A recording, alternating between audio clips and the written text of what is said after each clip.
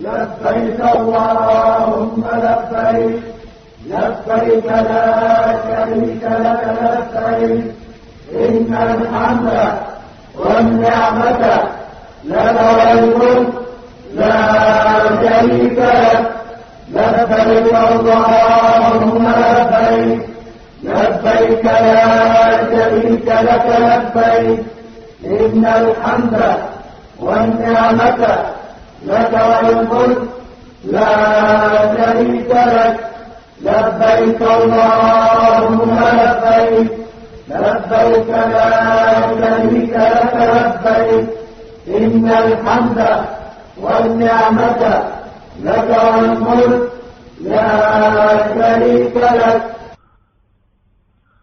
بسم الله الرحمن الرحيم.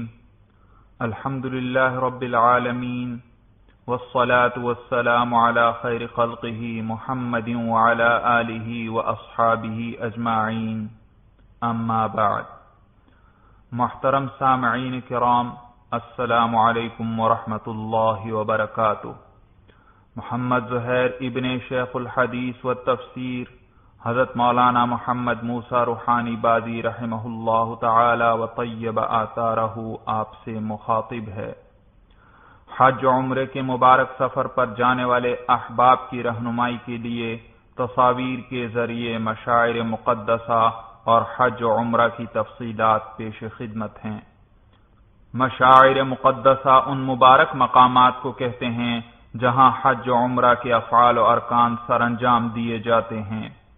سب سے پہلے یہ بات ذہن نشین کر لیں کہ حج کرنے والے لوگ 3 قسم کے ہیں. نمبر 1 آفاقی، نمبر 2 حلی، نمبر 3 اہل حرم. خانہ کعبہ کے ارد گرد چاروں طرف کی زمین حرم کہلاتی ہے. کسی طرف 3-4 میل تک، کسی طرف 8-10 میل تک اور کسی طرف 14-15 میل تک. یہ حد بندی حضرت جبریل علیہ السلام نے حضرت ابراہیم علیہ السلام کو بتلائی تھی. حرم شریف کی ان حدود کے اندر رہنے والے لوگوں کو اہل حرم کہا جاتا ہے. مکہ مکرمہ کے وسیع ہو جانے کی وجہ سے حرم کی بعض حدود مکہ مکرمہ کے اندر آ گئی ہیں، مثلا مسجد عائشہ. حلی وہ شخص ہے جو حرم سے باہر اور میقاتوں کے اندر رہتا ہو. مکہ مکرمہ کے ارد گرد کچھ جگہ ہیں جہاں سے مکہ میں داخل ہونے والا بغیر احرام کے نہیں گزر سکتا، انہیں میقات کہتے ہیں. اس نقشے میں میقاتوں کی نشاندہی کی گئی ہے. میقات بعض جانب مکہ سے 50-60 میل ہے، بعض جانب 80 میل اور بعض طرف تقریباً 250 میل.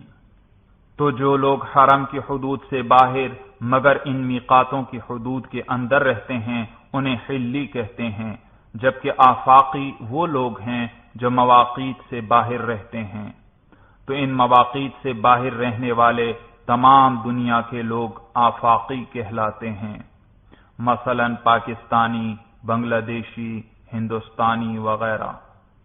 یاد رکھیے حلی شخص مکہ مکرمہ میں بغیر احرام آ جا سکتا ہے کیونکہ وہ مکہ مکرمہ کے قریب ہے، اور آفاقی شخص احرام کے بغیر مکہ میں داخل نہیں ہو سکتا، یعنی میقات پر سے بغیر احرام کے نہیں گزر سکتا، ورنہ دم لازم آئے گا، یعنی ایک بھیڑ یا بکری کی قربانی کرنا ہوگی. لہذا آفاقی شخص جب بھی مکہ مکرمہ جائے تو بیت اللہ کی تعظیم کے طور پر اسے بہرحال احرام باندھنا پڑے گا، چاہے وہ مکہ مکرمہ حج و عمرے کے ارادے سے جا رہا ہو یا تجارت یا ملازمت وغیرہ کے ارادے سے.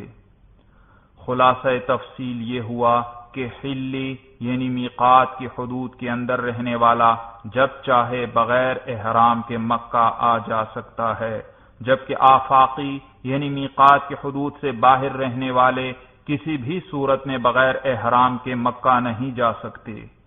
اہل پاکستان و ہندوستان و بنگلہ دیش وغیرہ کا میقات یلملم ہے، یعنی ان لوگوں کے لیے مکہ جاتے وقت یلملم سے آگے بغیر احرام کے گزرنا جائز نہیں. اس تفصیل کے بعد اب حج کے فرائض جان لیجئے. یاد رکھیں حج میں 3 چیزیں فرض ہیں. نمبر 1 احرام، نمبر 2 وقوف عرفات، نمبر 3 طواف زیارت۔ فرض ہونے کا مطلب یہ ہے کہ ان 3 چیزوں میں سے کوئی چیز رہ جائے تو حج ہی نہ ہوگا، جبکہ حج کے واجبات 6 ہیں۔ واجب ہونے کا مطلب یہ ہے کہ اگر وہ چیز رہ جائے تو حج تو ادا ہو جائے گا، البتہ دم لازم آئے گا، یعنی ایک قربانی کرنا پڑے گی۔ حج میں یہ 6 چیزیں واجب ہیں۔ نمبر 1 مزدلفہ میں رات گزارنا، نمبر 2 شیطان کو کنکریاں مارنا، نمبر 3 حج کی قربانی، نمبر 4 حلق یا قصر یعنی سر کے بال منڈوانا یا چھوٹے کروانا، نمبر 5 صفا مروہ کی سعی، نمبر 6 طواف وداع یعنی رخصتی کا طواف۔ فرائض اور واجبات کے علاوہ حج میں باقی افعال سنت یا مستحب ہیں۔ سنت اور مستحب کے بارے میں یہ ضابطہ یاد رکھیں کہ بہتر تو یہی ہے کہ ان پر پوری طرح عمل کیا جائے، لیکن اگر کسی وجہ سے سنت یا مستحب چھوٹ بھی جائے تو کوئی حرج نہیں، حج بہرحال ادا ہو جائے گا۔ اب حج کی اقسام سمجھ لیجئے۔ حج کی 3 قسمیں ہیں۔ حج کی پہلی قسم حج افراد کہلاتی ہے۔ حج افراد یہ ہے کہ میقات سے صرف حج کا احرام باندھا جائے۔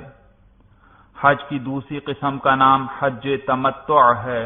حج تمتع میں عمرہ اور حج دونوں الگ الگ احرام سے ادا کیے جاتے ہیں۔ حج کی تیسری قسم کا نام حج قران ہے۔ حج قران میں عمرہ اور حج دونوں ایک ہی احرام میں ادا کیے جاتے ہیں۔ حج افراد میں قربانی کرنا واجب نہیں، جبکہ حج تمتع اور حج قران میں شکرانے کے طور پر قربانی کرنا واجب ہے کہ اللہ تعالی نے ایک ہی سفر میں حج اور عمرہ دونوں عبادتیں نصیب فرمائیں۔ حج تمتع میں مکہ مکرمہ پہنچ کر جب عمرہ ادا کر لیا جائے تو احرام اتار کر عام سلے ہوئے کپڑے پہن لیے جاتے ہیں۔ اس کے بعد 8 ذو الحجہ کو حج کے لیے دوبارہ احرام باندھا جاتا ہے۔ عمرے کے بعد سے لے کر حج کے احرام تک اس درمیانی عرصہ میں احرام کی پابندیاں نہیں ہوتی، اس لیے حج کی یہ قسم عام لوگوں کے لیے زیادہ آسان ہے۔ البتہ اس قسم میں قربانی کرنا ضروری ہے۔ حج افراد اور حج قران میں جب ایک مرتبہ احرام باندھ لیا جائے تو حج مکمل ہونے تک یہ احرام ضروری ہے، اور اس سارے عرصہ میں احرام کی تمام پابندیاں برقرار رہیں گی۔ تو اس لحاظ سے حج کی یہ 2 قسمیں ذرا مشکل ہیں کہ شروع سے آخر تک احرام کی پابندیاں نبھانا پڑیں گی، مگر پھر حج افراد میں یہ آسانی ہے کہ اس میں قربانی کرنا واجب نہیں۔ حج کی 3 اقسام کے بعد اب احرام کا طریقہ بیان کیا جائے گا۔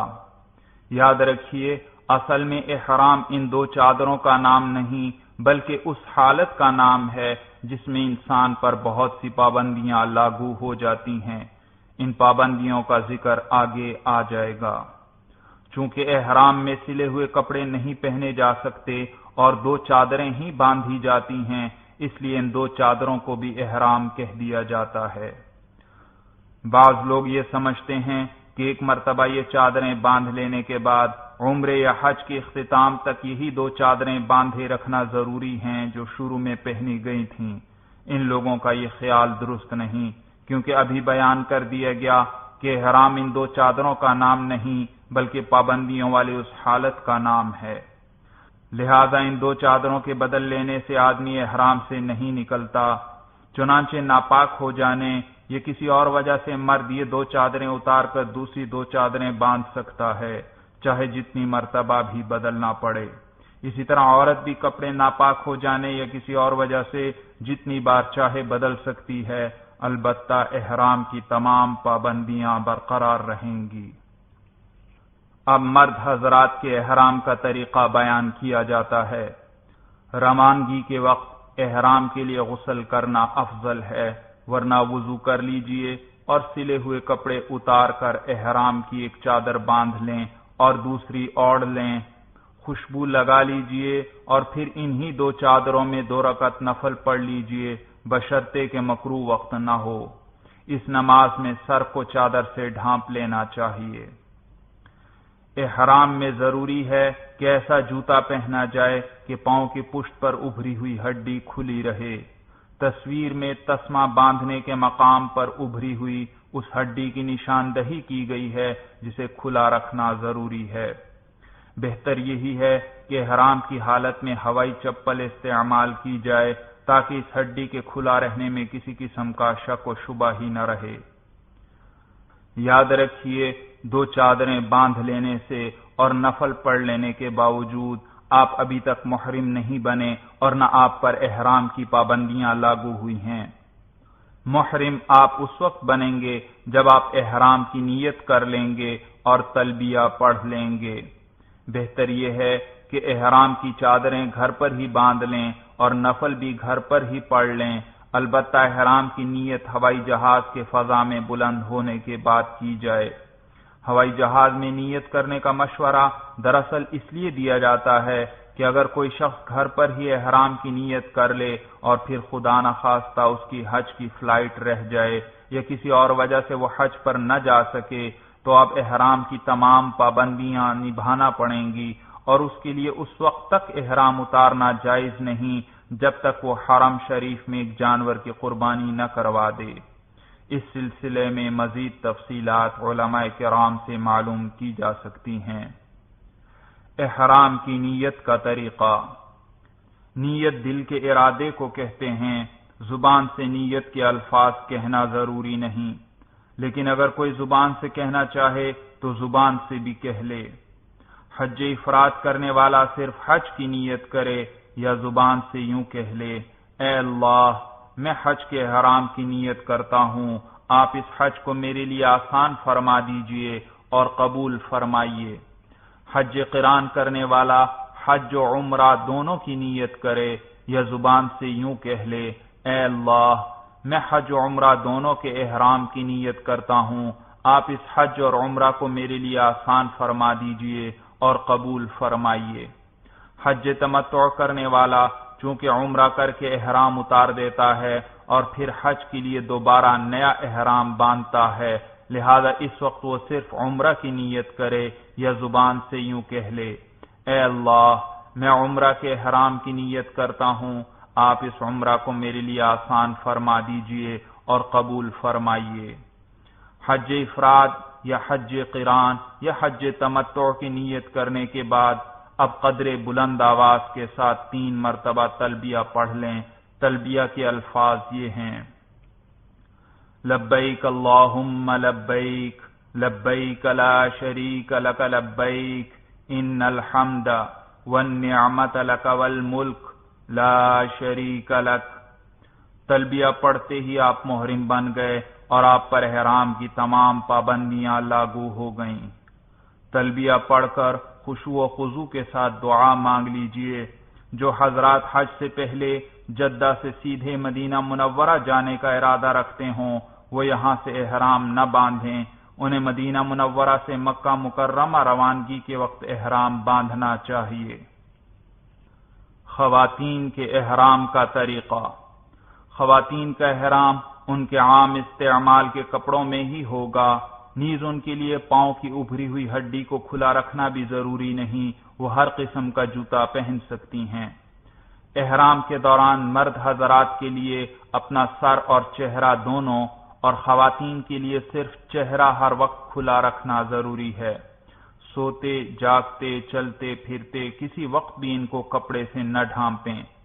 چونکہ خواتین کے لیے نامحرم مردوں سے پردہ کرنا فرض ہے اور بے پردہ رہنا جائز نہیں، لہذا خواتین نامحرم مردوں کی موجودگی میں دوران احرام چہرے پر نقاب کا کپڑا اس طرح لٹکائیں کہ وہ چہرے سے الگ رہے، اس کے ساتھ نہ لگے۔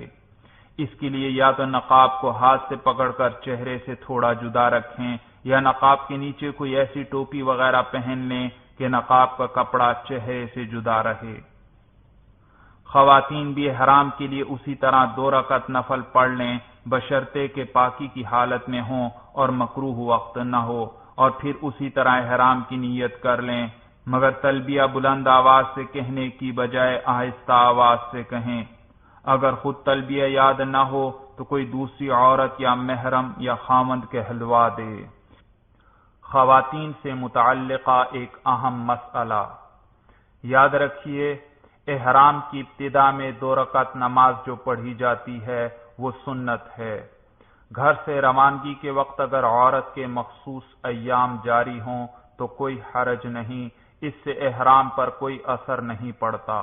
عورت اس حالت میں بھی احرام کی نیت کر سکتی ہے اور تلبیہ پڑھ سکتی ہے، البتہ احرام کے شروع میں پڑھی جانے والی 2 رکعت نماز چھوڑ دے اور احرام کی نیت کر کے تلبیہ پڑھ لے تو احرام کی پابندیاں شروع ہو جائیں گی۔ ناپاکی کی اس حالت میں عورت نماز نہیں پڑھ سکتی، قرآن کی کوئی سورت یا آیت تلاوت نہیں کر سکتی، البتہ باقی کے ذکر و اذکار، تلبیہ اور درود شریف وغیرہ پڑھ سکتی ہے۔ اس مبارک سفر کے دوران خوب ذوق و شوق اور کثرت سے تلبیہ پڑھتے رہیں، مرد بلند آواز سے اور عورتیں آہستہ آواز سے۔ نیز اس سفر سے پہلے ہی سفر کی نماز کے مسائل اچھی طرح سیکھ لینے چاہیے۔ احرام کی پابندیاں۔ حالت احرام میں مردوں کے لیے سر اور چہرے کو کپڑے سے ڈھانپنا اور ایسا جوتا پہننا منع ہے جس میں پاؤں کی پشت پر ابھری ہوئی ہڈی چھپ جائے۔ مرد حضرات حالت احرام میں تمام نمازیں کھلے سر پڑھیں گے۔ اسی طرح مردوں کے لیے سلے ہوئے کپڑے پہننا منع ہیں، یہاں تک کہ جرابیں بھی نہیں پہن سکتے۔ احرام کی چادروں کے نیچے بھی کوئی سلی ہوئی چیز، بنیان یا جانگیا وغیرہ نہیں پہن سکتے۔ حالت احرام میں مرد و عورت دونوں کے لیے سر اور جسم کے بال کاٹنا منع ہیں، حتیٰ کہ جسم کے کسی حصہ کا ایک بال بھی نہیں توڑ سکتے، ناخن نہیں کاٹ سکتے، خوشبو نہیں لگا سکتے، بلکہ کوئی خوشبودار چیز یا خوشبودار صابن بھی استعمال نہیں کر سکتے۔ البتہ اگر خود ہی ناک میں کوئی خوشبو پہنچے تو اس میں کوئی حرج نہیں۔ خاوند اپنی بیوی سے صحبت نہیں کر سکتا، بلکہ شہوت والی باتیں یا شہوت سے اسے ہاتھ بھی نہیں لگا سکتا۔ کسی جانور کا شکار نہیں کر سکتے، بلکہ اپنے جسم کی جوں کا مارنا بھی منع ہے۔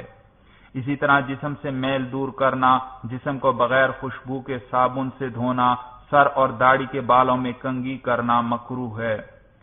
احرام کی ممنوعہ چیزوں میں سے کسی کا ارتکاب کرنے سے بعض صورتوں میں صدقہ واجب ہوتا ہے، بعض صورتوں میں دم یعنی بکری وغیرہ کی قربانی واجب ہوتی ہے، اور بعض صورتوں میں بڑا جانور یعنی گائے یا اونٹ ذبح کرنا پڑتا ہے، جبکہ بعض صورتوں میں تو حج ہی فاسد ہو جاتا ہے۔ لہذا احرام کی ممنوعہ چیزوں سے بچنے کا خاص اہتمام کریں، اور اگر ایسی غلطی ہو جائے تو علماء کرام سے مسئلہ پوچھ لیں یا قابل اعتماد کتابوں میں دیکھ لیں۔ یاد رکھیے خود بخود سر یا داڑھی وغیرہ کے بال گرنے سے کوئی جزا واجب نہیں ہوتی، لیکن آپ کے اپنے کسی عمل یعنی جسم کو رگڑنے یا کھجلانے یا سر یا داڑھی کو ملنے سے اگر 3 سے زائد بال گر جائیں تو 2.25 کلو گندم یا اس کی قیمت صدقہ کرنا واجب ہے۔ اسی طرح احتیاط کے باوجود عورتوں کے نقاب کا کپڑا ان کے چہرے کو کچھ نہ کچھ لگ ہی جاتا ہے، لہذا دوران حج کچھ نہ کچھ صدقہ کرتے رہنا چاہیے تاکہ اس قسم کی کوتاہیوں کی تلافی ہوتی رہے۔ اگر کوئی کوتاہی نہ بھی ہو تو بھی حرم شریف میں صدقہ کرنے کا عظیم ثواب تو ملتا ہی رہے گا۔ یاد رکھیے آپ حج کے مبارک سفر پر جا رہے ہیں جہاں 25-30 لاکھ افراد کا عظیم مجمع ہوگا، لہذا ابھی سے ذہنی طور پر اپنے آپ کو تیار کر لیجئے کہ اس سفر میں قدم قدم پر بے انتہا تکلیف و مشقت کا سامنا کرنا پڑے گا۔ جب آپ اپنے آپ کو پہلے سے ہی ہر مشکل و مشقت کے لیے تیار رکھیں گے تو ہر تکلیف آسان معلوم ہوگی۔ بعض لوگ اس سفر کی مشکلات کی وجہ سے پریشانی میں مبتلا ہو کر بات بے بات دوسروں سے جھگڑتے رہتے ہیں۔ احرام کی حالت میں تو کسی سے جھگڑنا اور بھی برا ہے۔ آپ کے کسی ساتھی یا کسی عرب شخص سے آپ کو کوئی تکلیف بھی پہنچے تو عفو درگزر سے کام لیجئے۔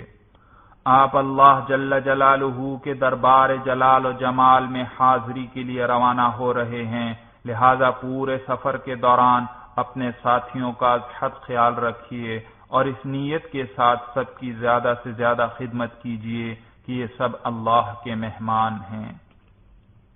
جدہ ایئرپورٹ پر کاغذی کارروائی میں تقریباً 6 سے 12 گھنٹے لگ جاتے ہیں۔ نیز یہاں سے فراغت کے بعد آپ کے معلم کا وکیل مکہ مکرمہ لے جانے کے لیے سواری کا انتظام کرے گا۔ اس میں بھی کبھی 1 دن یا 2 دن کی تاخیر ہو جاتی ہے۔ صبر و تحمل سے کام لیجئے اور ذکر و عبادت میں مشغول رہیے۔ سواری کا انتظام ہو جانے پر گاڑی آپ کو آپ کی رہائش کے لیے معین جگہ پر پہنچا دے گی۔ اپنا سامان اپنی رہائشی جگہ پر رکھ کر مسجد الحرام میں حاضری کی تیاری کر لیجئے۔ اگر اس وقت عورت اپنے مخصوص ایام میں ہو تو ابھی مسجد الحرام نہ جائے، کیونکہ اس حالت میں مسجد میں داخل ہونا منع ہے۔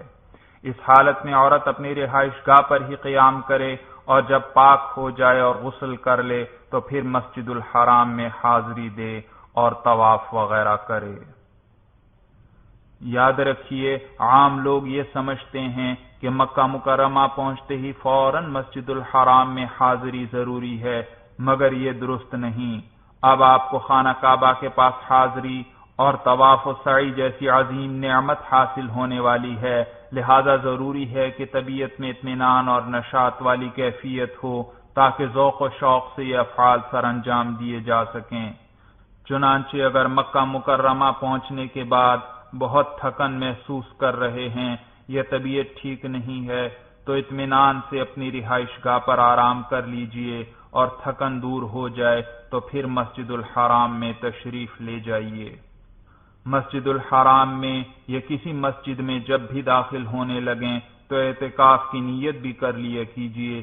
اس طرح جب تک آپ مسجد میں رہیں گے آپ کو اعتکاف کا ثواب بھی ملتا رہے گا۔ جب بیت اللہ پر پہلی نظر پڑے تو 3 مرتبہ اللہ اکبر لا الہ الا اللہ کہیے اور راستے سے ہٹ کر ہاتھ اٹھا کر خوب دعا مانگیے۔ یہ قبولیت دعا کا خاص وقت ہے۔ خوب خشوع و خضوع سے اپنے لیے، اپنے اہل و عیال، عزیز و اقارب، دوست احباب اور تمام مسلمانان عالم کے لیے اور دینی و دنیاوی مقاصد میں کامیابی کے لیے خوب طویل دعا مانگ لیجئے۔ دعا سے فارغ ہو کر طواف شروع کرنے سے پہلے ایک اور کام کر لیں تو آئندہ تکلیف سے بچ جائیں گے۔ بے انتہا ہجوم کی وجہ سے حرم میں ساتھی ایک دوسرے سے جدا ہو جائیں تو بڑی پریشانی کا سامنا کرنا پڑتا ہے، لہذا ابھی سے کوئی جگہ ملاقات کے لیے متعین کر لیجئے۔ مسجد الحرام میں کوئی نمایاں سے علامت مقرر کر کے ساتھیوں کو بتلا دیجئے کہ طواف کے بعد اس مقررہ نشانی کے پاس تمام ساتھی اکٹھے ہوں گے۔ خصوصاً آپ کے ہمراہ اگر خواتین ہیں تو ایسی کوئی جگہ متعین کرنا ضروری ہے، ورنہ بعض اوقات ایک دوسرے سے بچھڑنے کی صورت میں ناقابل بیان تکلیف کا سامنا کرنا پڑتا ہے۔ اب طواف کی تیاری کر لیجئے، وضو نہ ہو تو وضو کر لیجئے، وضو کے بغیر طواف صحیح نہ ہوگا۔ پھر احرام کی چادر کو اس طرح لپیٹ لیجئے کہ دایاں کندھا کھلا رہے، جیسا کہ اس تصویر میں دکھایا گیا ہے۔ اسے اضطباع کہا جاتا ہے۔ بعض لوگ شروع سے ہی اس طرح چادر اوڑے رکھتے ہیں اور نمازیں بھی اسی طرح ادا کرتے ہیں، حالانکہ اس طریقے سے نماز ادا کرنا مکروہ ہے۔ یاد رکھیے، اضطباع یعنی دائیں کندھے کو کھلا رکھنا صرف طواف کے 7 چکروں کے دوران کیا جائے گا، اور ہر طواف میں بھی نہیں بلکہ صرف اس طواف میں جس میں احرام باندھا ہو اور اس طواف کے بعد سعی بھی کرنی ہو۔ سعی کا ذکر آگے آ جائے گا۔ آئیے اب طواف کا طریقہ اچھی طرح سمجھ لیجئے۔ اس تصویر میں خانہ کعبہ کا قریبی منظر دکھلایا گیا ہے، جس میں بیت اللہ کا دروازہ دکھائی دے رہا ہے۔ دروازے کے ساتھ ہی خانہ کعبہ کے کونے پر حجر اسود نصب ہے۔ حجر اسود سے ہی طواف کی ابتدا کی جاتی ہے اور اسی پر طواف کا اختتام ہوتا ہے۔ طواف کا طریقہ یہ ہے کہ طواف کی نیت کر کے حجر اسود کی سیدھ میں آ جائیں، بیت اللہ کی طرف رخ کر کے کھڑے ہوں اور جس طرح نماز کی ابتدا میں تکبیر تحریمہ کے وقت کانوں تک ہاتھ اٹھائے جاتے ہیں، اسی طرح طواف کی ابتدا میں کانوں تک ہاتھ اٹھائیں اور بسم اللہ اللہ اکبر وللہ الحمد کہیں۔ اس کے بعد حجر اسود کا بوسہ لیا جاتا ہے اور پھر دروازے کی جانب چلتے ہوئے بیت اللہ کے گرد 7 چکر لگائے جاتے ہیں، اور ہر چکر کے اختتام پر حجر اسود کا اسی طرح بوسہ لیا جاتا ہے۔ جب 7واں چکر پورا ہو جائے اور حجر اسود کا بوسہ لے لے تو یہ ایک طواف مکمل ہوا۔ ہر طواف کے بعد 2 رکعت نماز پڑھنا واجب ہے۔ خانہ کعبہ کی ایک اور تصویر جس میں حجر اسود دکھائی دے رہا ہے۔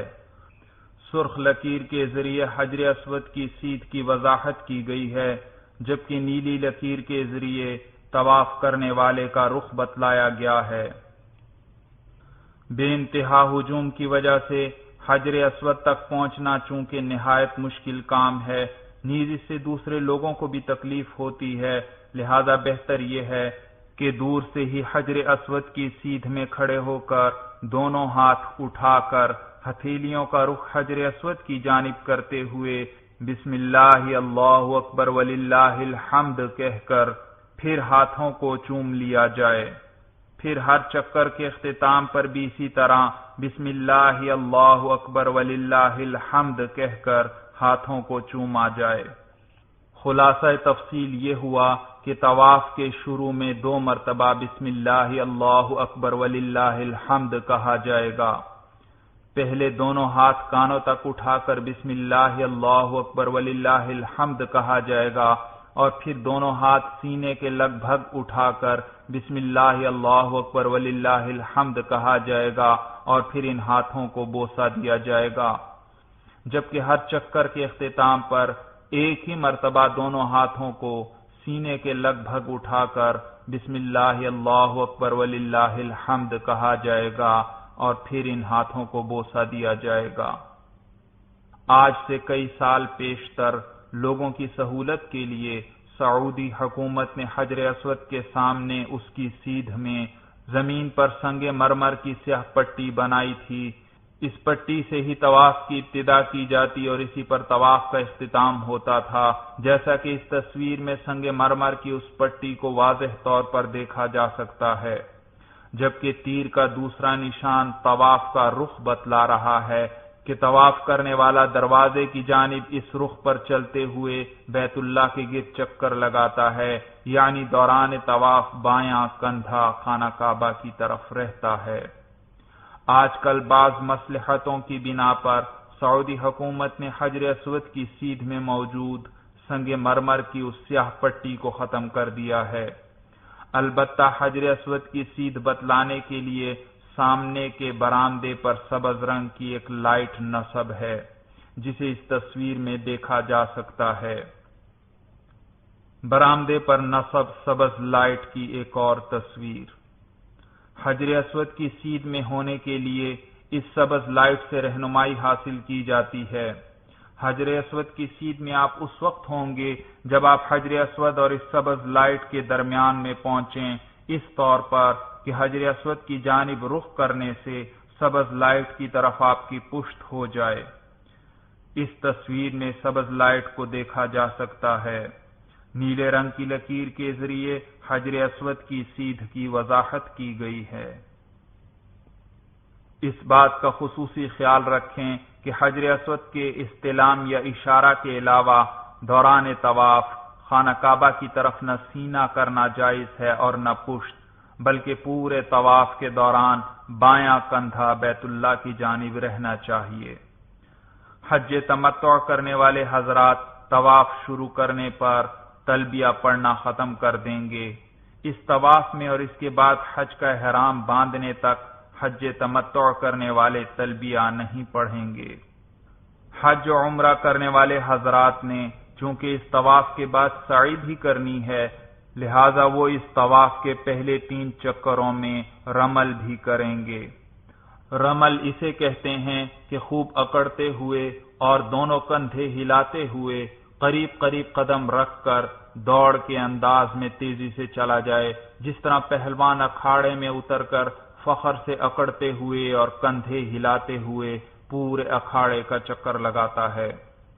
پہلے 3 چکروں میں رمل کرنے کے بعد باقی 4 چکروں میں عام رفتار سے چلیے۔ جس طواف کے بعد سعی ہو اس کے پہلے 3 چکروں میں رمل کرنا مسنون ہے۔ اگر پہلے 3 چکروں میں آپ رمل کرنا بھول جائیں تو بعد کے 4 چکروں میں رمل نہ کیجیے، کیونکہ جس طرح پہلے 3 چکروں میں رمل کرنا مسنون ہے، اسی طرح آخری 4 چکروں میں رمل نہ کرنا مسنون ہے۔ جس طرح استباع یعنی دایاں کندھا کھلا رکھنے کا حکم صرف مردوں کے لیے تھا، اسی طرح رمل کرنے کا حکم بھی صرف مردوں کے لیے ہے۔ عورتیں طواف کے تمام چکروں میں عام رفتار سے چلیں۔ یاد رکھیے طواف میں کانوں تک ہاتھ صرف شروع میں اٹھائے جاتے ہیں۔ بعض لوگ ہر چکر کے اختتام پر جب حجر اسود کے سامنے پہنچتے ہیں تو تکبیر تحریمہ کی طرح کانوں تک ہاتھ اٹھاتے ہیں، یہ درست نہیں۔ ہر چکر کے اختتام پر صرف سینے کے لگ بھگ ہاتھ اٹھا کر بسم اللہ اللہ اکبر وللہ الحمد کہہ کر انہیں چوم لیا جائے۔ طواف کے دوران کوئی مخصوص دعا پڑھنا ضروری نہیں۔ دوران طواف ذکر و اذکار اور استغفار کرتے رہیے، درود شریف کثرت سے پڑھیے اور اپنی حاجات کے لیے دعائیں مانگتے رہیے۔ اگر طواف کے دوران بالکل خاموش رہیں تو بھی کوئی حرج نہیں۔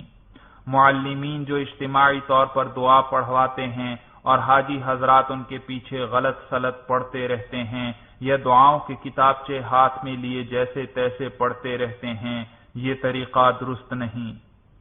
بیت اللہ کے دروازے کے ساتھ کونے پر نصب حجر اسود کا ایک قریبی منظر۔ حجر اسود کے گرد چاندی کا بہت بڑا چمکدار حلقہ لگا ہوا ہے۔ حجر اسود کے سامنے سے لی گئی ایک تصویر۔ اس تصویر میں یہ دکھلایا گیا ہے کہ چاندی کے حلقے کے وسط میں حجر اسود 8 چھوٹے ٹکڑوں کی شکل میں لگا ہوا ہے۔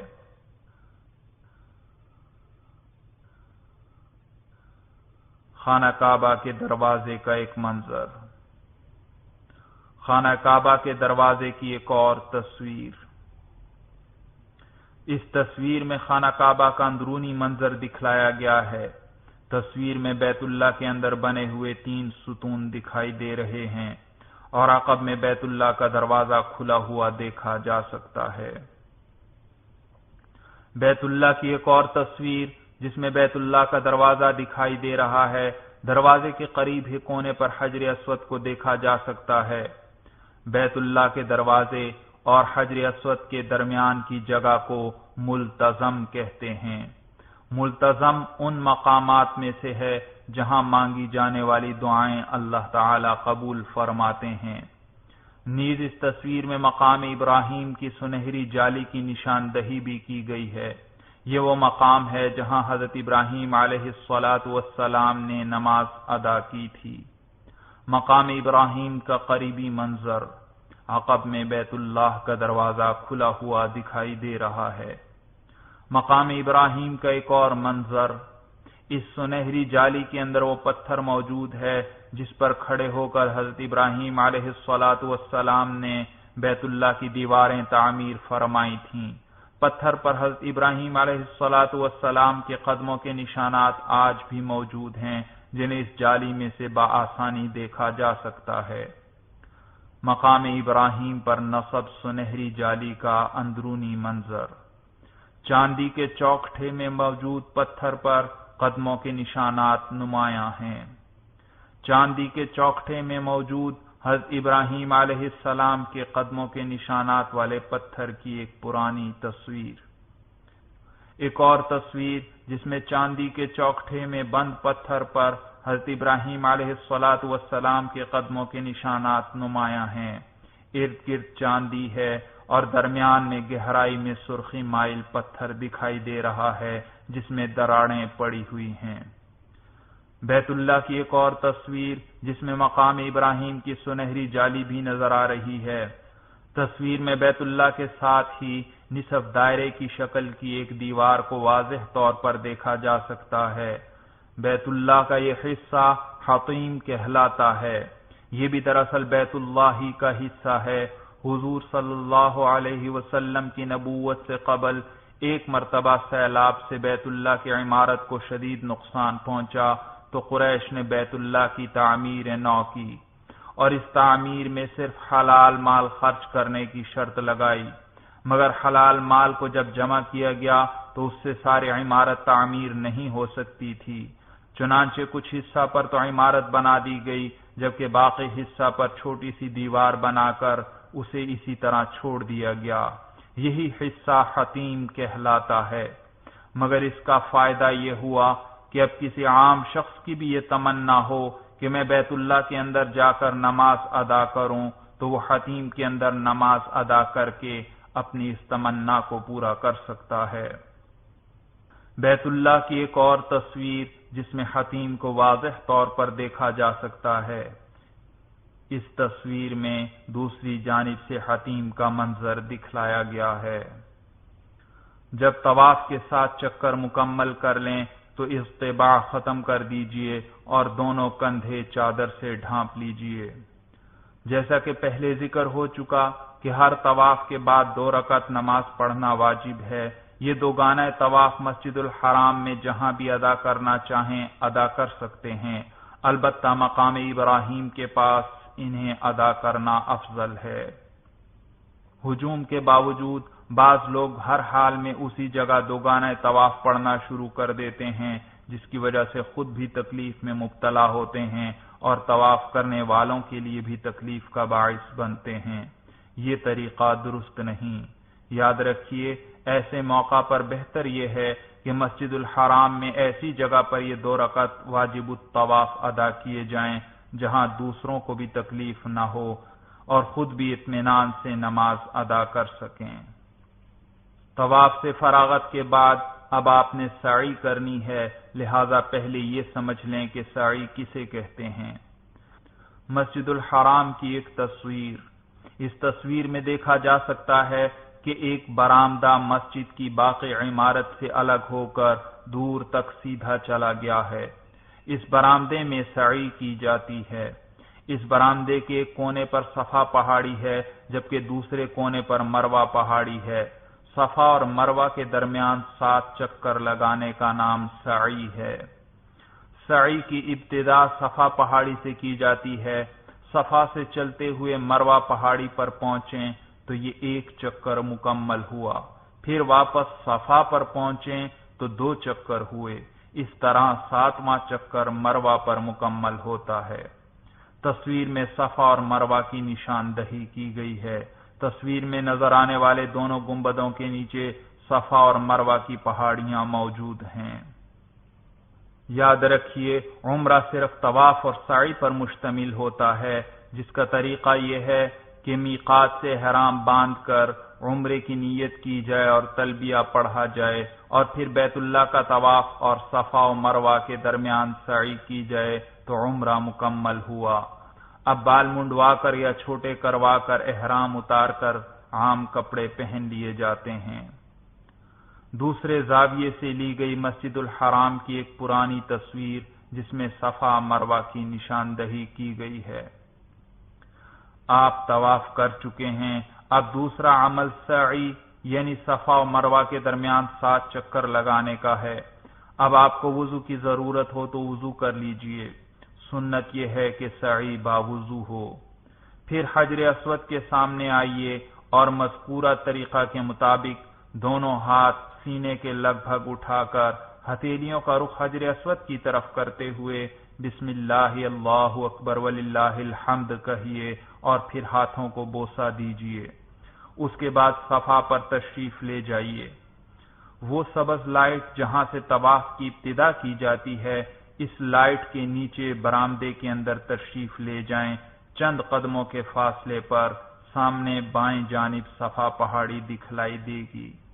اس تصویر میں گنبد کے نیچے موجود صفا پہاڑی نظر آ رہی ہے۔ حرم شریف کی ایک جدید تصویر، اس تصویر میں دیکھا جا سکتا ہے کہ سعی کے برآمدے کی تعمیر نو جاری ہے۔ سعی کے برآمدے کی تعمیر نو کی ایک اور تصویر۔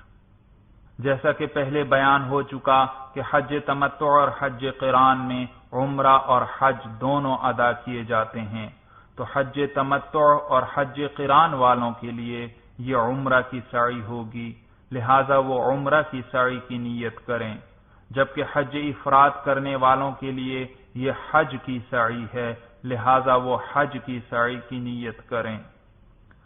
صفا پہاڑی کے مقام پر پہنچ کر آپ قبلہ رخ کھڑے ہو جائیے اور سعی کی نیت کر کے خوب دعا مانگ لیجئے۔ دعا کے بعد مروہ کی جانب چلیے۔ صفا و مروہ کے برآمدے کا اندرونی منظر جس میں لوگ سعی کرتے ہوئے نظر آ رہے ہیں۔ چھت پر 2 سبز نشانات دیکھے جا سکتے ہیں۔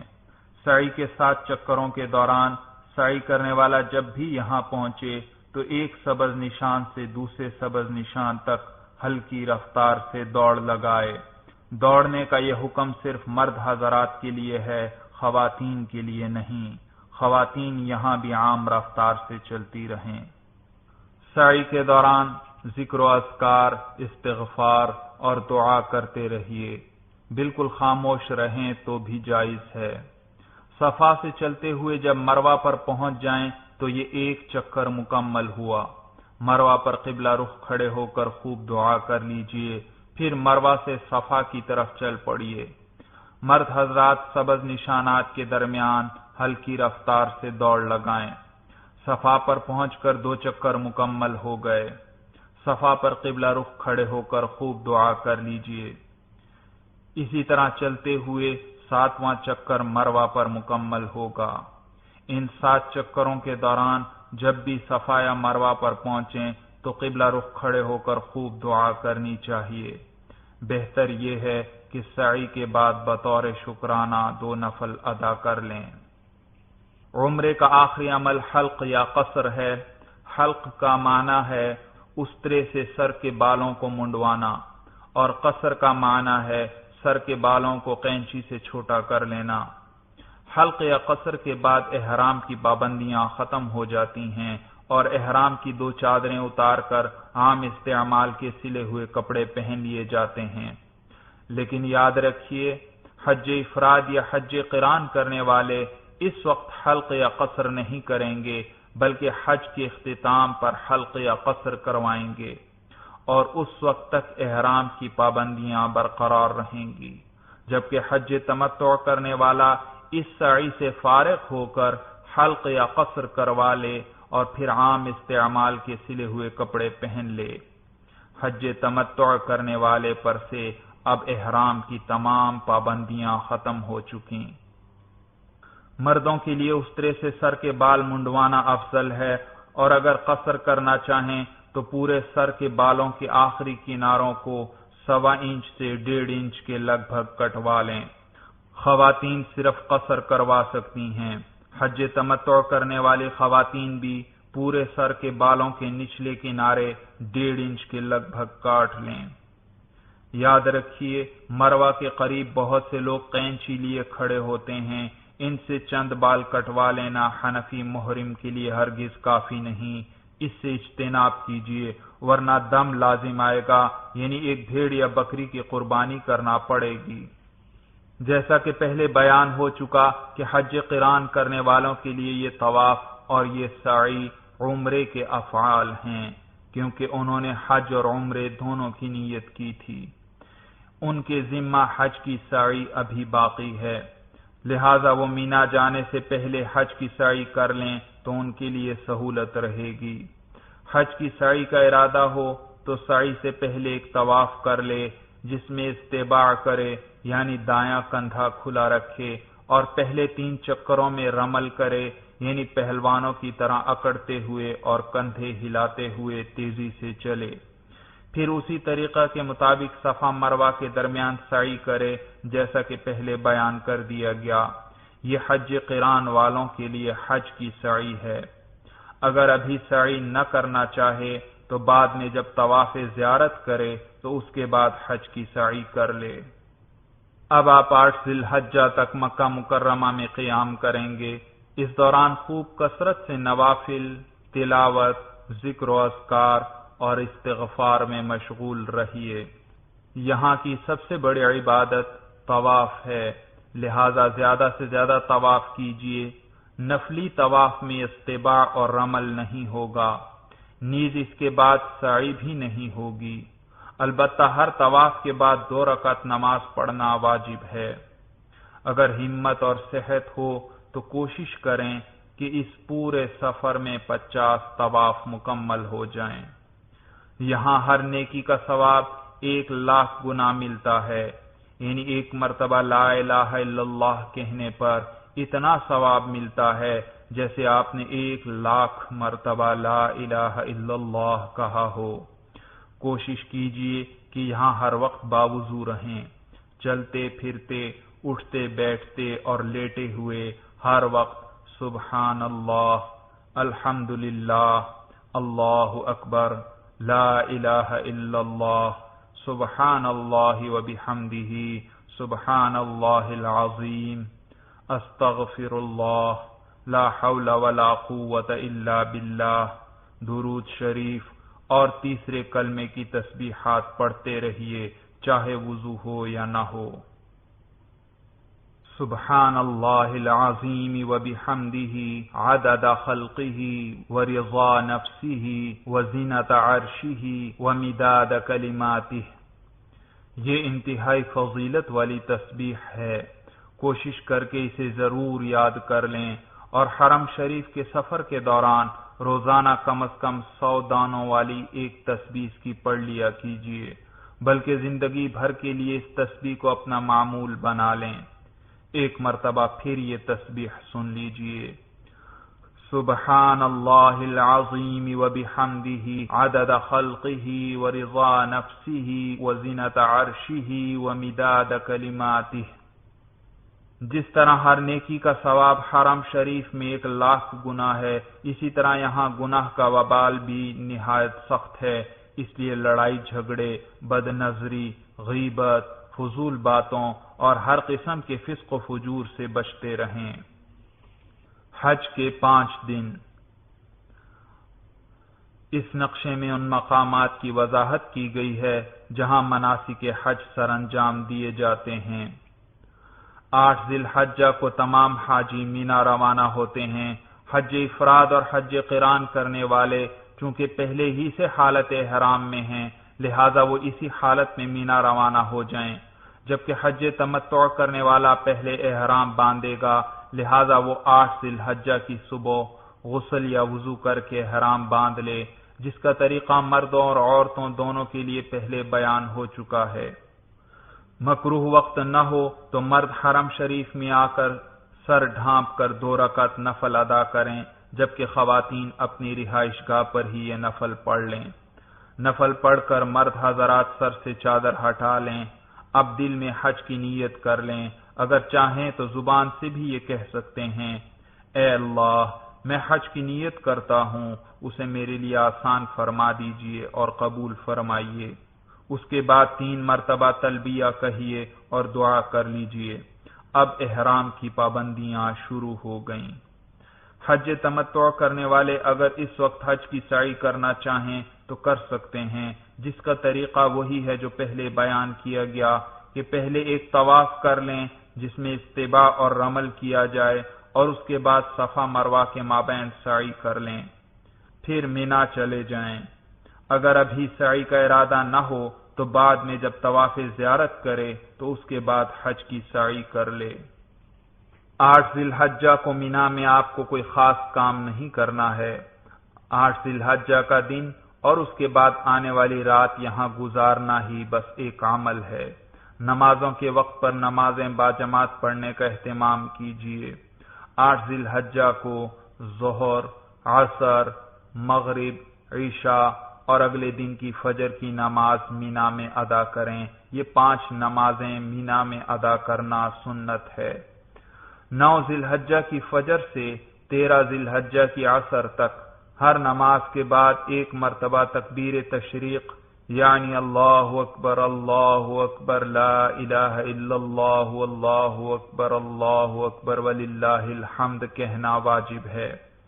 مرد بلند آواز سے اور خواتین آہستہ آواز سے کہیں۔ مینا میں فجر کی نماز ادا کر کے عرفات روانگی کی تیاری کریں۔ یہ 9 ذی الحجہ اور یوم عرفہ ہے۔ آج کا دن عرفات میں گزاریں اور خوب کثرت سے توبہ و استغفار اور مناجات میں مشغول رہیں۔ یاد رکھیے، عرفات میں واقع مسجد نمرہ کا آگے والا کچھ حصہ حدود عرفات میں داخل نہیں، اس حصہ میں ہرگز وقوف نہ کریں۔ تصویر میں عرفات کی حدود کی نشاندہی کرتے ہوئے مسجد نمرہ کے اس حصہ کی وضاحت کی گئی ہے جو حدود عرفات سے باہر واقع ہے۔ مسجد نمرہ میں ظہر و عصر کی نماز ظہر کے وقت میں ایک ساتھ باجماعت ادا کی جاتی ہے، مگر بعض اوقات امام مسافر نہ ہونے کے باوجود قصر کرتا ہے، یعنی ظہر اور عصر کی نماز 2 رکعت پڑھاتا ہے، حالانکہ احناف کے نزدیک یہ جائز نہیں۔ اس لیے آپ ظہر کی نماز ظہر کے وقت اور عصر کی نماز عصر کے وقت اذان و تکبیر کے ساتھ الگ باجماعت ادا کیجیے۔ وقوف عرفہ حج کا رکن اعظم ہے، اگر وقوف عرفہ چھوٹ گیا تو حج ہی نہ ہوگا۔ نیز عرفات سے واپسی غروب آفتاب کے بعد ہونی چاہیے، ورنہ دم لازم ہوگا، یعنی ایک قربانی کرنا پڑے گی۔ یوم عرفہ پر جبل رحمت کا ایک منظر۔ میدان عرفات میں ایک چھوٹی سی پہاڑی ہے جسے جبل رحمت کہتے ہیں۔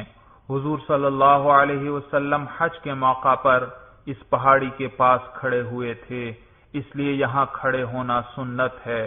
اگر کوئی یہاں نہ پہنچے تو کوئی حرج نہیں، اس کے حج میں کوئی نقص نہیں۔ یاد رہے کہ جبل رحمت کے پاس کھڑے ہونا سنت ہے، اس کے اوپر چڑھنا سنت نہیں۔ سورج غروب ہونے کے بعد مغرب کی نماز پڑھے بغیر مزدلفہ روانہ ہو جائیں۔ مزدلفہ پہنچ کر عشاء کے وقت مغرب اور عشاء کی نماز اکٹھی باجماعت ادا کی جاتی ہے۔ دونوں نمازوں کے لیے صرف ایک اذان اور ایک اقامت کہی جاتی ہے۔ طریقہ یہ ہے کہ عشاء کے وقت اذان دی جائے، پھر اقامت کہہ کر پہلے مغرب کے فرض باجماعت ادا کیے جائیں۔ سلام پھیرنے کے بعد تکبیر تشریق اور تلبیہ پڑھیے اور اس کے فوراً بعد اقامت کے بغیر ہی عشاء کے فرض باجماعت ادا کیجیے۔ اس کے بعد پہلے مغرب کی سنتیں اور پھر عشاء کی سنتیں اور وتر ادا کیجیے۔ یہ رات مزدلفہ میں گزارنا واجب ہے۔ رمی جمرات کے لیے کم از کم 70 کنکریاں مزدلفہ سے ہی جمع کر لیجیے۔ کنکریاں نہ تو بہت ہی چھوٹی ہوں نہ بہت بڑی، بلکہ چنے کے موٹے دانے یا کھجور کی گھٹلی کے لگ بھگ ہونی چاہیے۔ فجر کی نماز مزدلفہ میں ادا کرنے کے بعد دعا و استغفار اور ذکر و اذکار میں مشغول رہیے۔ سورج نکلنے سے کچھ پہلے مینا روانہ ہو جائیے۔ یہ 10ویں ذی الحجہ اور عید کا دن ہے۔ آج کے دن صرف بڑے جمرے پر 7 کنکریاں ماری جاتی ہیں۔ دائیں ہاتھ کے انگوٹھے اور شہادت کی انگلی سے پکڑ کر ایک ایک کنکری ستون کے نچلے حصے پر مارتے جائیے۔ ہر کنکری مارتے وقت بسم اللہ اللہ اکبر کہیے۔ کنکری کا ستون کے گرد قائم احاطے میں گر جانا کافی ہے، ستون کو لگنا ضروری نہیں۔ تلبیہ جو اب تک آپ مسلسل پڑھ رہے تھے، آج رمی کی ابتدا کرتے ہی اس کا سلسلہ ختم ہو جاتا ہے۔ اب تلبیہ بند کر دیجئے اور دوسرے ذکر و اذکار جاری رکھیے۔ اس رمی کے بعد دعا کے لیے نہ رکیے، دعا کیے بغیر ہی اپنے خیمے میں چلے آئیے۔ رمی کے بعد 2 کام ترتیب سے کرنا ہوں گے، نمبر 1 قربانی اور نمبر 2 حلق یا قصر، یعنی سر کے بال منڈوانا یا چھوٹے کروانا۔ یاد رکھیے قربانی کا حلق یا قصر سے پہلے ہونا ضروری ہے، ورنہ دم لازم آئے گا، یعنی ایک اور قربانی کرنا پڑے گی۔ جیسا کہ پہلے بیان کیا جا چکا کہ حج افراد کرنے والے پر یہ قربانی واجب نہیں، لہذا وہ آج کی رمی سے فارغ ہو کر قربانی کیے بغیر ہی حلق یا قصر کروا سکتا ہے، جبکہ حج تمتع اور حج قران کرنے والے حاجی پر بطور شکرانہ یہ قربانی واجب ہے۔ عید کی قربانی کی طرح حج کی یہ قربانی بھی عید کے 3 دن یعنی 10، 11 اور 12 ذی الحجہ کو کسی بھی وقت کی جا سکتی ہے۔ پہلے دن یعنی 10 ذی الحجہ کو ہجوم زیادہ ہونے کی وجہ سے قربانی میں بہت مشکل پیش آتی ہے، جبکہ 11 ذی الحجہ کو آسانی سے یہ قربانی کی جا سکتی ہے۔ چاہے آپ خود جا کر مینا کے ذبح خانہ میں جانور خرید کر ذبح کریں یا مکہ یا مینا میں اپنے کسی قابل اعتماد آدمی کے ذریعے حج کی قربانی کروا لیں، بہر صورت حلق یا قصر سے پہلے یہ اطمینان کر لیں کہ قربانی کا جانور ذبح ہو گیا ہے۔ قربانی کے بعد حلق یا قصر کروا لیجئے۔ حلق اور قصر کی تفصیل عمرے کے طریقے میں بیان کی جا چکی ہے۔ حلق یا قصر کے بعد بیوی سے صحبت کے علاوہ احرام کی باقی تمام پابندیاں ختم ہو جائیں گی۔ آپ سلے ہوئے کپڑے پہن سکتے ہیں، خوشبو لگا سکتے ہیں، البتہ بیوی سے صحبت نہیں کر سکتے۔ یہاں ایک اہم مسئلہ یاد رکھیے کہ حج تمتع اور حج قران والے نے یہ جو قربانی کی یہ حج کی قربانی تھی۔ عید کی قربانی جو ہر صاحب نصاب پر واجب ہوتی ہے وہ اس کے علاوہ ہے۔ کوئی بھی حاجی 8 ذی الحجہ سے 15 روز قبل اگر مکہ پہنچ جائے اور پھر اس وقت سے مکہ ہی میں مقیم ہو تو وہ مسافر نہ رہا۔ اب اگر وہ صاحب نصاب بھی ہو تو اس پر عید کی قربانی بھی واجب ہے، چاہے یہیں پر عید کی قربانی کر لے اور چاہے تو اپنے وطن میں کروا لے۔ حلق یا قصر کے بعد اپنے عام استعمال کے کپڑے پہن لیجئے۔ عید کے ان 3 دنوں میں یعنی 10، 11 اور 12 ذی الحجہ کو کسی بھی وقت مکہ مکرمہ جا کر ایک طواف کر لیجئے، یہ طواف زیارت کہلاتا ہے۔ حج میں یہ طواف فرض ہے۔ اگر کسی حاجی نے ابھی تک حج کی سعی نہ کی ہو تو وہ طواف زیارت کے بعد حج کی سعی بھی کرے گا۔ طواف زیارت کے بعد حج کی سعی کرنے والا طواف زیارت میں استباع اور رمل بھی کرے گا، بشرطے کہ احرام ابھی نہ اتارا ہو، اور اگر احرام اتار چکا ہے تو پھر استباع اور رمل کے بغیر ہی طواف زیارت کرے، پھر 2 رکعت نماز واجب الطواف پڑھے اور پھر صفا و مروہ کے درمیان سعی کر لے۔ اب جب کہ آپ حلق و قصر بھی کروا چکے اور طواف زیارت اور حج کی سعی بھی کر چکے تو احرام کی کوئی بھی پابندی آپ کے لیے باقی نہیں رہی۔ سعی سے فارغ ہو کر مینا واپس آ جائیے اور رات مینا ہی میں گزاریے۔ اگلے روز یعنی 11 ذی الحجہ کو زوال کے بعد ترتیب سے پہلے چھوٹے جمرے کو، پھر درمیانے جمرے کو اور پھر بڑے جمرے کو ساتھ ساتھ کنکریاں ماریے۔ یہ رمی غروب آفتاب سے پہلے کرنا سنت ہے، مگر بہت زیادہ ہجوم اور جان جانے کے خطرے کی وجہ سے رات کو بھی رمی کر سکتے ہیں، کیونکہ رات کو ہجوم بہت کم ہو جاتا ہے۔ چھوٹے جمرے یعنی جمرہ اولا کی رمی سے فارغ ہو کر ذرا آگے بڑھ کر ایک طرف ہو کر قبلہ رو کھڑے ہو جائیے اور خوب دعا کر لیجئے۔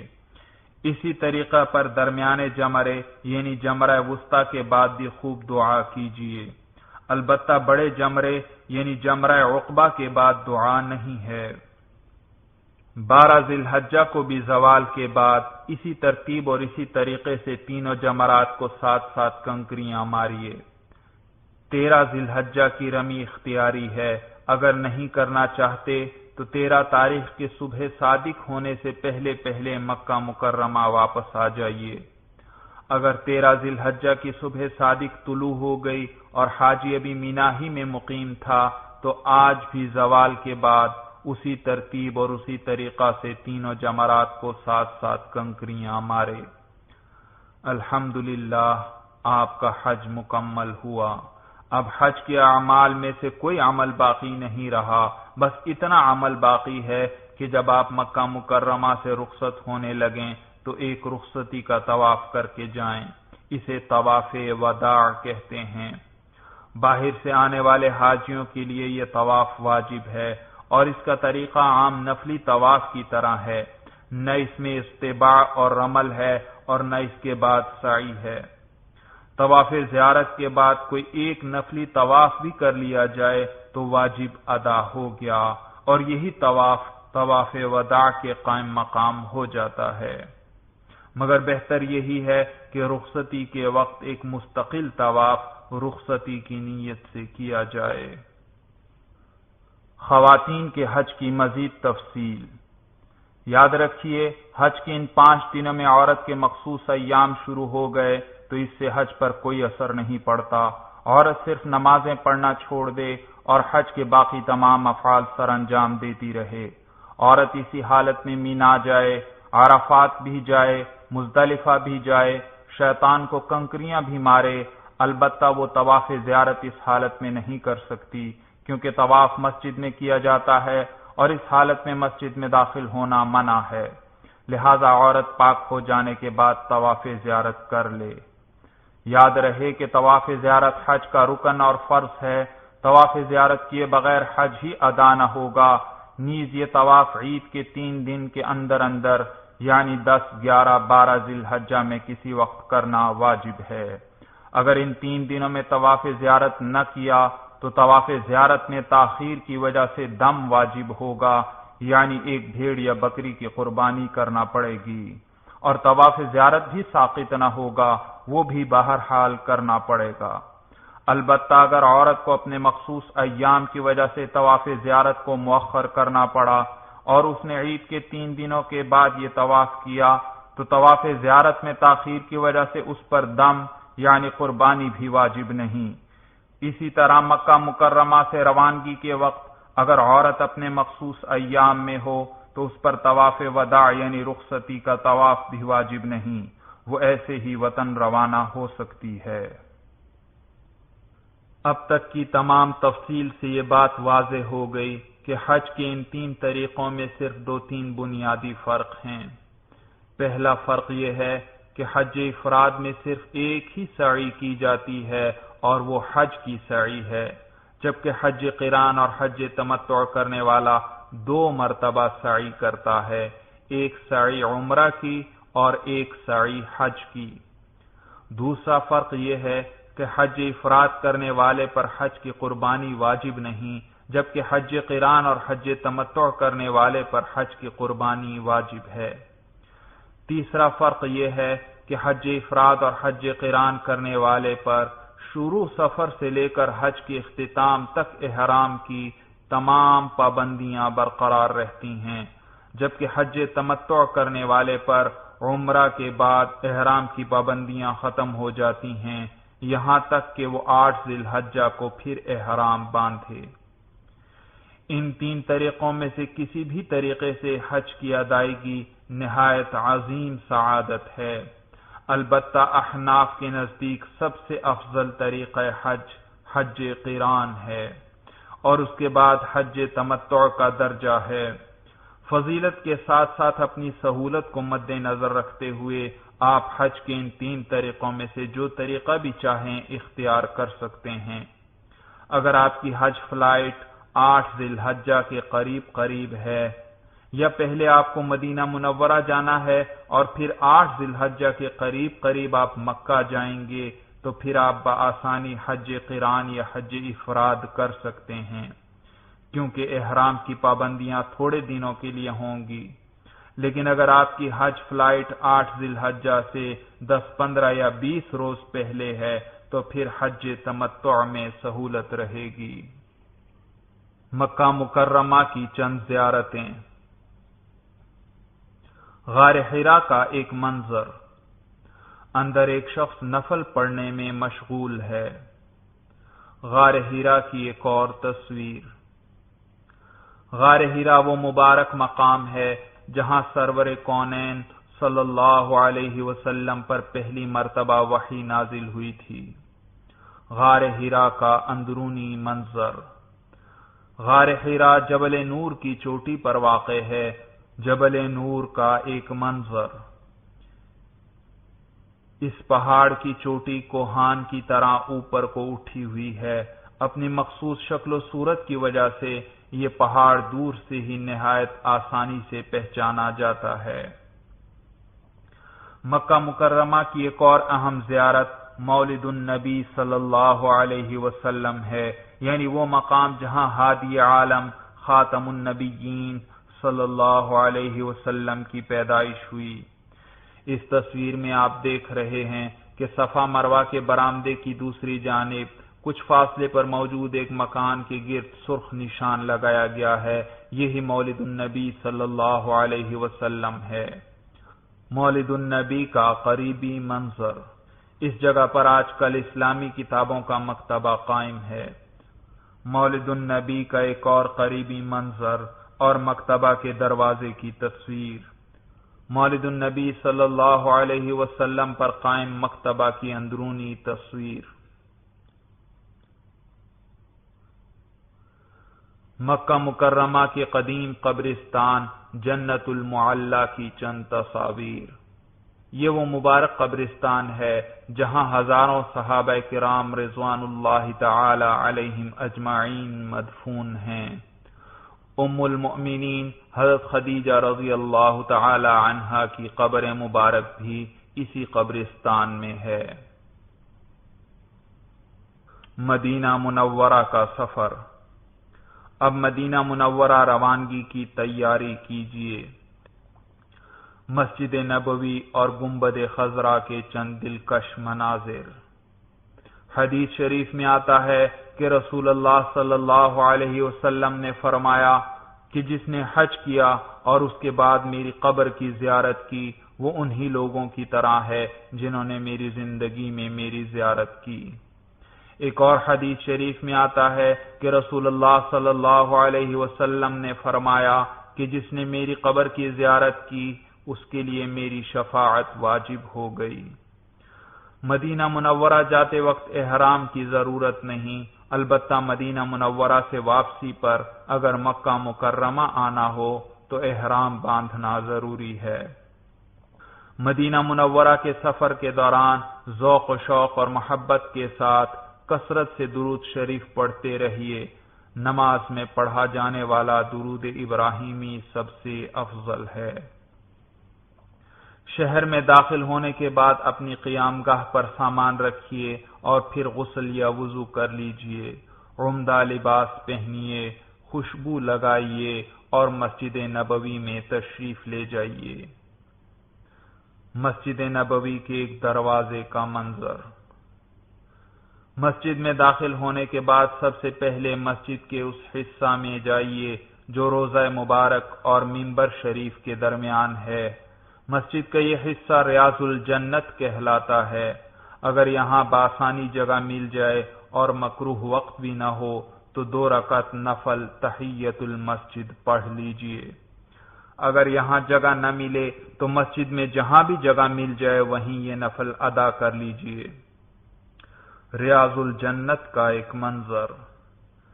ریاض الجنت کی پہچان یہ ہے کہ اس میں واقع ستونوں کا نچلا حصہ سفید منقش سنگ مرمر کا بنا ہوا ہے، جبکہ ستونوں کا اوپر والا حصہ سرخ رنگ کا ہے، جیسا کہ اس تصویر میں نظر آ رہا ہے۔ اس تصویر میں دیکھا جا سکتا ہے کہ باقی مسجد کے ستون نیچے سے اوپر تک سرخ رنگ کے ہیں۔ ایک اور تصویر جس میں دونوں قسم کے ستون نظر آ رہے ہیں۔ دائیں طرف والا ستون سارا کا سارا سرخ رنگ کا ہے، یہ ریاض الجنت کی حدود سے باہر واقع ہے، جبکہ بائیں طرف کے ستون کا نچلا حصہ سفید رنگ کا ہے، یہ ستون ریاض الجنت میں واقع ہے۔ مسجد نبوی کے جدید تعمیر ہونے والے حصہ کی چند اندرونی تصاویر۔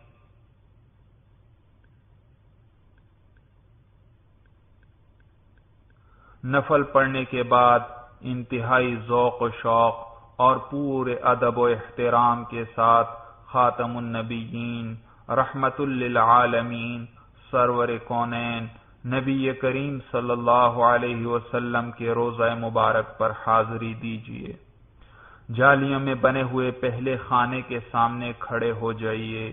یہ خانہ رسول کریم صلی اللہ علیہ وسلم کے چہرہ انور کے بالکل سامنے بنایا گیا ہے۔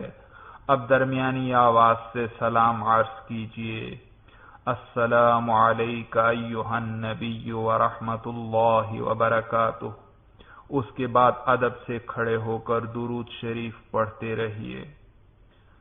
پھر دائیں طرف جالی کے دوسرے خانے کے سامنے کھڑے ہو کر حضرت ابو بکر صدیق رضی اللہ تعالی عنہ کی خدمت میں سلام عرض کیجیے، السلام علیکم ورحمۃ اللہ وبرکاتہ یا خلیفۃ رسول اللہ ابا بکر الصدیق۔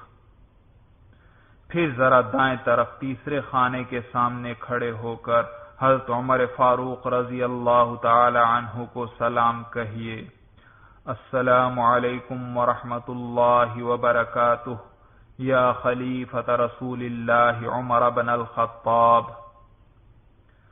سلام سے فارغ ہو کر ذرا ہٹ کر ایسی جگہ آ جائیں کہ آپ کے قبلہ رو ہونے میں روضہ اقدس صلی اللہ علیہ وسلم کی جانب آپ کی پشت نہ ہو۔ اب قبلہ رخ کھڑے ہو کر خوب دعا کر لیجئے۔ مدینہ منورہ میں قیام کے دوران کثرت سے روضہ مبارکہ کے سامنے حاضر ہو کر سلام عرض کیا کریں۔ زیادہ سے زیادہ وقت مسجد میں گزاریے، ریاض الجنت میں نوافل پڑھیے اور کثرت سے دعا و استغفار کرتے رہیے۔ ہمت کر کے مسجد نبوی میں مسلسل 40 نمازیں تکبیر تحریمہ کے ساتھ ضرور ادا کیجیے۔ حدیث شریف میں آتا ہے کہ جس شخص نے میری مسجد میں 40 نمازیں ادا کیں اور اس کی کوئی نماز نہ چھوٹی، اس کے لیے اللہ کی جانب سے جہنم، عذاب اور نفاق سے بری ہونے کا پروانہ لکھ دیا جاتا ہے۔ جنت البقیع کا ایک منظر۔ مسجد نبوی کے ساتھ ہی مدینہ منورہ کا قدیم قبرستان جنت البقیع واقع ہے۔ اس مبارک قبرستان میں نبی کریم صلی اللہ علیہ وسلم کی اکثر ازواج مطہرات، ہزارہا صحابہ کرام رضوان اللہ تعالی علیہم اجمعین اور لاکھوں اولیاء اللہ دفن ہیں۔ جنت البقیع کا ایک اور منظر۔ قبرستان کے ساتھ ہی واقع مسجد نبوی بھی تصویر میں دکھائی دے رہی ہے۔ قیام مدینہ منورہ کے دوران یہاں بھی بار بار حاضری دیجیے اور یہاں دفن لوگوں کے لیے اور اپنے لیے کثرت سے دعا کرتے رہیے۔ جنت البقیع کا قریبی منظر جس میں خوش نصیب مسلمانوں کی قبریں دکھائی دے رہی ہیں۔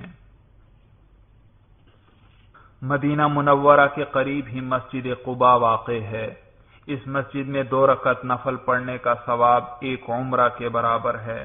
یہاں بھی حاضری دیجیے اور مکروہ وقت نہ ہو تو نوافل ادا کر کے خوب سعادتیں سمیٹیے۔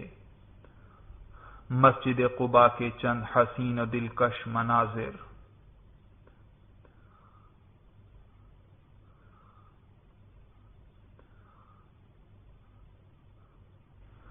جبل احد کا ایک منظر۔ مدینہ منورہ کے قریب ہی جبل احد واقع ہے۔ یہ وہ پہاڑ ہے جس کے بارے میں رسول اللہ صلی اللہ علیہ وسلم نے فرمایا کہ ہم اس پہاڑ سے محبت کرتے ہیں اور یہ پہاڑ ہم سے محبت کرتا ہے۔ غزوہ احد میں شہید ہونے والے صحابہ کرام رضوان اللہ تعالی علیہم اجمعین کی قبریں اس پہاڑ کے ساتھ ہی ہیں۔ تصویر میں ان شہداء کی قبروں کی نشاندہی کی گئی ہے۔ قبروں کے گرد واقع 4 دیواری واضح طور پر دکھائی دے رہی ہے۔ شہداء احد کی قبروں کے گرد قائم 4 دیواری کا ایک قریبی منظر۔ ان شہداء میں نبی کریم صلی اللہ علیہ وسلم کے چچا سید الشہداء حضرت حمزہ رضی اللہ تعالی عنہ بھی شامل ہیں۔ یہاں بھی ضرور حاضری دیجیے اور ان کے لیے اور اپنے لیے خوب دعا کیجیے۔ واپسی سے پہلے روضہ مبارکہ پر آخری سلام کے لیے حاضری دیجیے اور دعا و استغفار کے ساتھ اپنے وطن روانہ ہو جائیے۔ تفصیلی بیان کے بعد آئیے اب آخر میں حج کے تینوں طریقے الگ الگ اور انتہائی مختصر لفظوں میں دوبارہ سمجھ لیجیے۔ سب سے پہلے حج افراد کا طریقہ بیان کیا جاتا ہے۔ حج افراد کا طریقہ یہ ہے کہ حاجی میقات سے احرام باندھ لے اور حج کی نیت کر کے تلبیہ پڑھ لے تو حج شروع ہو جاتا ہے اور احرام کی تمام پابندیاں لاگو ہو جاتی ہیں۔ مکہ مکرمہ پہنچ کر حاجی ایک طواف اور صفا و مروہ میں سعی کر لے، یہ حج کی سعی ہے۔ پھر حاجی اسی طرح حالت احرام میں مکہ مکرمہ میں مقیم رہے۔ اس دوران جس قدر نفلی طواف کرنا چاہے کر سکتا ہے، یہاں تک کہ ذوالحجہ کی 8ویں تاریخ آ جائے۔ آج حاجی مینا روانہ ہوتے ہیں اور آج کا دن اور آنے والی رات مینا میں گزارتے ہیں۔ اگلے روز فجر کی نماز پڑھ کر عرفات روانگی کی تیاری کی جاتی ہے، یہ 9ویں ذی الحجہ اور یوم عرفہ ہے۔ آج کا دن عرفات میں گزارے، سورج غروب ہونے کے بعد مغرب کی نماز پڑھے بغیر ہی مزدلفہ روانہ ہو جائے۔ مزدلفہ پہنچ کر عشاء کے وقت مغرب اور عشاء کی نماز اکٹھی باجماعت ادا کی جاتی ہے، یہ رات مزدلفہ میں گزارنا واجب ہے۔ رمی جمرات کے لیے یہیں سے کم از کم 70 کنکریاں جمع کر لے۔ فجر کے بعد سورج طلوع ہونے سے ذرا پہلے مینا روانہ ہو جائے۔ یہ 10ویں ذی الحجہ اور عید کا دن ہے۔ آج کے دن صرف بڑے جمرے پر 7 کنکریاں مارے۔ ہر کنکری مارتے وقت بسم اللہ اللہ اکبر کہے۔ پہلی کنکری مارتے وقت تلبیہ بند کر دے۔ تلبیہ پڑھنے کا سلسلہ ختم ہوا۔ رمی کے بعد اگر قربانی کرنا چاہے تو قربانی کر لے، اور اگر نہ کرنا چاہے تو بھی درست ہے، کیونکہ حج افراد کرنے والے پر حج کی قربانی واجب نہیں۔ پھر سر کے بال منڈوا کر یا چھوٹے کروا کر اپنے عام استعمال کے سلے ہوئے کپڑے پہن لے۔ عید کے 3 دن یعنی 10، 11، 12 ذی الحجہ میں کسی بھی وقت مکہ مکرمہ جا کر طواف زیارت کر لے۔ حج میں یہ طواف فرض ہے۔ اگلے روز یعنی 11 ذی الحجہ کو زوال کے بعد ترتیب سے پہلے چھوٹے جمرے کو، پھر درمیانے کو اور پھر بڑے جمرے کو 7 کنکریاں مارے۔ 12 ذی الحجہ کو بھی اسی ترتیب سے تینوں جمرات کو 7 کنکریاں مارے۔ 13 ذی الحجہ کی رمی اختیاری ہے، اگر نہیں کرنا چاہتا تو 13 تاریخ کی صبح صادق ہونے سے پہلے مکہ مکرمہ چلا جائے۔ اگر 13 ذی الحجہ کی صبح صادق کے وقت حاجی مینا میں ہی مقیم تھا تو آج بھی ترتیب سے تینوں جمرات کو 7 کنکریاں مارے۔ وطن واپسی سے قبل طواف وداع یعنی رخصتی کا طواف کر لے۔ طواف وداع پر مناسک حج مکمل ہوئے۔ اب حج تمتع کا طریقہ مختصر طور پر سن لیجئے۔ حج تمتع کا طریقہ یہ ہے کہ حاجی میقات سے احرام باندھ لے اور عمرہ کی نیت کر کے تلبیہ پڑھ لے۔ مکہ مکرمہ پہنچ کر عمرے کے افعال سر انجام دے، یعنی ایک طواف اور صفا مروہ کے مابین سعی کر لے، اور پھر سر کے بال منڈوا کر یا چھوٹے کروا کر احرام اتار دے۔ اب اس پر سے احرام کی تمام پابندیاں ختم ہو گئیں۔ 8 ذی الحجہ کو مسجد الحرام سے حج کا احرام باندھ لے۔ حج کی سعی وہ چاہے تو اسی وقت ہی کر لے اور چاہے تو طواف زیارت کے بعد کر لے۔ اگر حج کی سعی اس وقت کرنا چاہتا ہے تو پہلے ایک طواف کر لے جس میں استباع کرے، یعنی دایاں کندھا کھلا رکھے، نیز پہلے 3 چکروں میں رمل بھی کرے، یعنی پہلوانوں کی طرح کندھے ہلاتا ہوا تیزی سے چلے۔ پھر اس طواف کے بعد حج کی سعی کر لے اور مینا روانہ ہو جائے۔ آج کا دن اور آنے والی رات مینا میں گزارے۔ اگلے روز فجر کی نماز پڑھ کر عرفات روانگی کی تیاری کرے۔ یہ 9ویں ذی الحجہ اور یوم عرفہ ہے۔ آج کا دن عرفات میں گزارے۔ سورج غروب ہونے کے بعد مغرب کی نماز پڑھے بغیر ہی مزدلفہ روانہ ہو جائے۔ مزدلفہ پہنچ کر عشاء کے وقت مغرب اور عشاء کی نماز اکٹھی باجماعت ادا کی جاتی ہے۔ یہ رات مزدلفہ میں گزارنا واجب ہے۔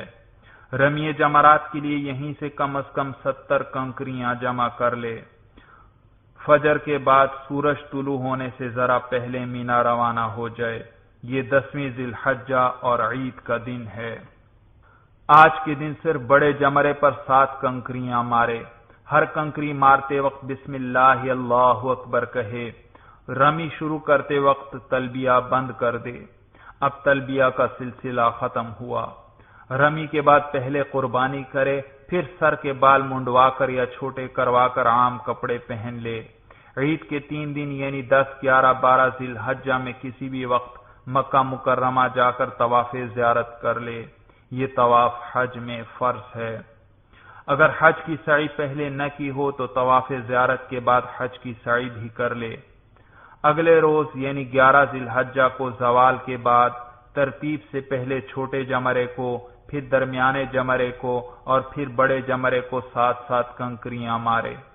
12 ذی الحجہ کو بھی اسی ترتیب سے تینوں جمرات کو ساتھ ساتھ کنکریاں مارے۔ 13 ذی الحجہ کی رمی اختیاری ہے، اگر نہیں کرنا چاہتا تو 13 تاریخ کی صبح صادق ہونے سے پہلے پہلے مکہ مکرمہ چلا جائے۔ اگر 13 ذی الحجہ کی صبح صادق کے وقت حاجی مینا میں ہی مقیم تھا تو آج بھی ترتیب سے تینوں جمرات کو ساتھ ساتھ کنکریاں مارے۔ وطن واپسی سے قبل طواف وداع یعنی رخصتی کا طواف کر لے۔ طواف وداع پر مناسک حج مکمل ہو گئے۔ اب حج قران کا طریقہ بیان کیا جاتا ہے۔ حج قران کا طریقہ یہ ہے کہ حاجی میقات سے حج و عمرہ دونوں کا احرام باندھ لے اور حج و عمرہ دونوں کی نیت کر کے تلبیہ پڑھ لے تو حج شروع ہو گیا۔ مکہ مکرمہ پہنچ کر پہلے عمرے کے افعال سر انجام دے، یعنی ایک طواف کر لے اور صفا مروہ کے مابین سعی کر لے۔ البتہ عمرے کے افعال کے بعد سر کے بال نہ منڈوائے نہ چھوٹے کروائے، بلکہ اسی طرح احرام کے ساتھ مکہ مکرمہ میں مقیم رہے۔ حج کی سعی چاہے تو پہلے ہی کر لے اور چاہے تو طواف زیارت کے بعد کر لے۔ اگر حج کی سعی پہلے کرنا چاہے تو سعی سے پہلے ایک طواف کر لے جس میں استباع کرے اور پہلے 3 چکروں میں رمل بھی کرے، پھر اس طواف کے بعد حج کی سعی کر لے۔ 8 ذی الحجہ کو تمام حاجیوں کے ساتھ مینا روانہ ہو جائے۔ حج قران کرنے والا باقی کے تمام افعال بالکل اسی طرح سر انجام دے گا جس طرح ابھی حج تمتع والے کے لیے بیان کر دیے گئے۔ پھر بھی اطمینان کے لیے دوبارہ سن لیجئے۔ 8ویں ذی الحجہ کا دن اور آنے والی رات حاجی مینا میں ہی گزارے گا۔ اگلے روز یعنی 9ویں ذی الحجہ کو عرفات روانہ ہوگا۔ یہ یوم عرفہ ہے۔ آج کا دن عرفات میں گزارے۔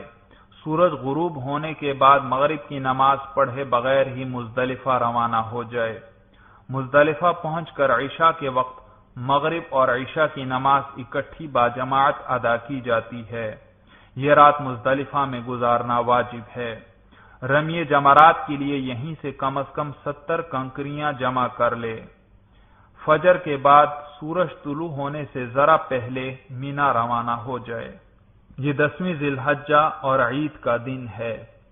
آج کے دن صرف بڑے جمرے پر 7 کنکریاں مارے۔ ہر کنکری مارتے وقت بسم اللہ اللہ اکبر کہے۔ رمی شروع کرتے وقت تلبیہ بند کر دے۔ اب تلبیہ کہنے کا سلسلہ ختم ہوا۔ رمی کے بعد پہلے قربانی کرے، پھر سر کے بال منڈوا کر یا چھوٹے کروا کر عام استعمال کے کپڑے پہن لے۔ عید کے 3 دنوں میں کسی بھی وقت مکہ مکرمہ جا کر طواف زیارت کر لے۔ یہ طواف حج میں فرض ہے۔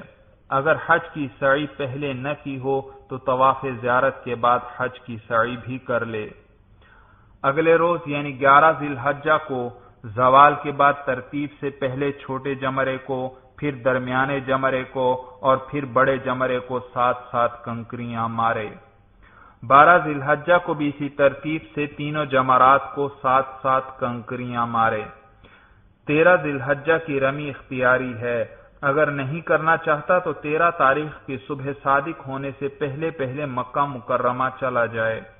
اگر 13 ذی الحجہ کی صبح صادق کے وقت حاجی مینا میں ہی مقیم تھا تو آج بھی ترتیب سے تینوں جمرات کو ساتھ ساتھ کنکریاں مارے۔ وطن واپسی سے قبل طواف وداع یعنی رخصتی کا طواف کر لے۔ طواف وداع پر مناسک حج مکمل ہوئے۔ حج کے سفر کے دوران کچھ دینی کتابیں بھی ضرور ساتھ رکھیے۔